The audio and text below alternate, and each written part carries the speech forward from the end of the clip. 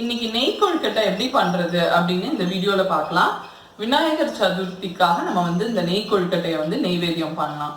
So இந்த வர திங்கட்கிழமை இந்த விநாயகர் சதுர்த்தி வருது.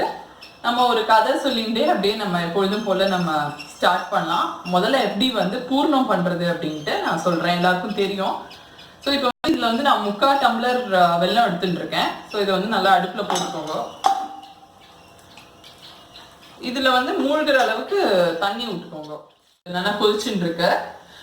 நெய் கொழுக்கட்டைக்கு வந்து நம்ம வந்து இந்த வீட் ஃப்ளாரை வந்து கோதுமை மாவை வந்து பசைஞ்சு வச்சிடணும்.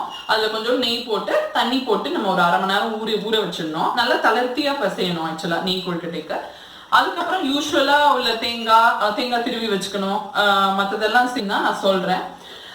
இப்ப இதை பண்ணிட்டே இருக்கிறப்ப நான் ஒரு கதை சொல்றேன். ஆக்சுவலா வந்து விநாயகர் வந்து மோதக பிரியர். ஏன் மோதக பிரியர் அப்படின்னாக்க அதுக்கு ஒரு கதை இருக்கு. அப்புறம் நம்ம ஒரு ஸ்லோகத்துல கூட வரும், மோஷிக்க வாகன மோதக ஹஸ்தன்னு கையில வச்சுட்டு இருப்பாரு அப்படின்னு. ஒரு வாட்டி என்ன ஆச்சு, ஒரு தேவர்கள்லாம் வந்து சிவனுக்கும் பார்வதிக்கும் வந்து இந்த மோதகத்தை வந்து கொடுக்குறா. அந்த மோதகத்தை யார் சாப்பிடுறாளோ அவ வந்து கலைகள்ல சிறந்தவாளா இருப்பா, எழுத்துல வந்து சிறந்தவாளா இருப்பா. ஸோ அதனால சிவனுக்கும் பார்வதிக்கும் தன்னோட குழந்தைகளுக்கு அதை கொடுக்கணும், அந்த மோதகத்தை கொடுக்கணும்னு ரொம்ப ஆசை. பட் ஆனா என்ன ஆகுதுன்னா இவ 2 பேரும் வந்து ஷேர் பண்ணிக்க மாட்டேங்கிறா. அதனால இவ 2 பேருக்கும் ஒரு போட்டி வைக்கிறா, சிவனும் பார்வதியும். யாரு வந்து உலகத்தை 3 தடவை முதல்ல சுத்தி வராளோ அவளுக்கு தான் இந்த மோதகம் அப்படின்னு சொல்லிடுறா. ஸோ அப்ப என்ன பண்றான்னா, முருகர் வந்து மயில் வாகனத்தை எடுத்துட்டு கிளம்பிடுற. பிள்ளையார் பார்த்தேன்னா அவ அப்பா அம்மாவே 3 தடவை சுத்தி வந்துடுற. சுத்தி வந்துட்டு நான் தான் முதல்ல உலகத்தை சுத்தி வந்தேன் அப்படின்னு சொல்ற. நீ என்னதானே சுத்தி வந்த, எப்படி நீ உலகத்தை சுத்தி வந்தேன்னு கணக்கு அப்படின்னு சொல்றப்ப அப்பா அம்மா தான் எல்லாருக்கும் வந்து முதல் உலகம். ஸோ அவளை சுத்தி வந்தா இந்த உலகத்தையே சுத்தி வந்ததுக்கு சமம் அப்படின்னு.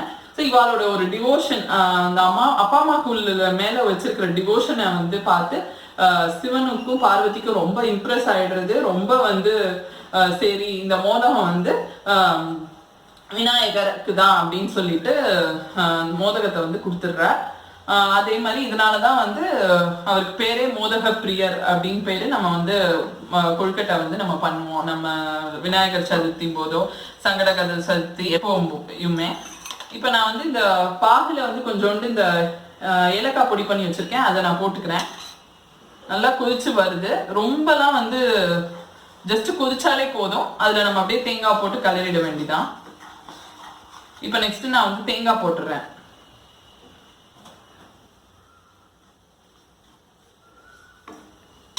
இப்ப இந்த தேங்காய் போட்டு நல்லா கிளறிடுங்க.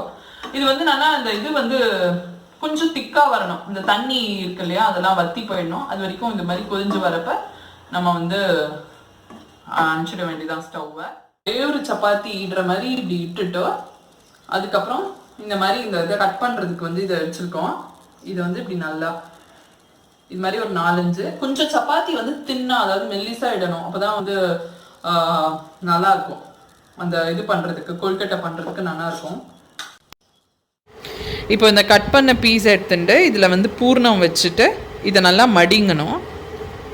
இந்த மாதிரி எல்லா சைடும் நல்லா மடிச்சுட்டு அது அப்படியே ஒட்டின்றோம். மேலே வந்து அழகாக அந்த கொழுக்கட்டைக்கு மேலே அந்த ஒரு கும்பம் மாதிரி வரும் இல்லையா, அது மாதிரி பண்ணி வச்சிடணும்.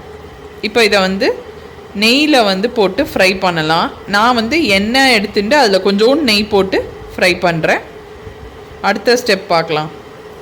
ஸோ இது நெய் கொழுக்கட்டை இல்லையா, ஸோ கொஞ்சோண்டு நம்ம நெய் போட்டுக்கலாம். ஈவன் பாதிக்கு நெய் பாதிக்கு எண்ணெய் கூட நம்ம போட்டுக்கலாம். நல்லா ஒரு கோல்டன் ப்ரௌன் வரப்ப நம்ம வந்து அதை எடுத்துட வேண்டியதான்.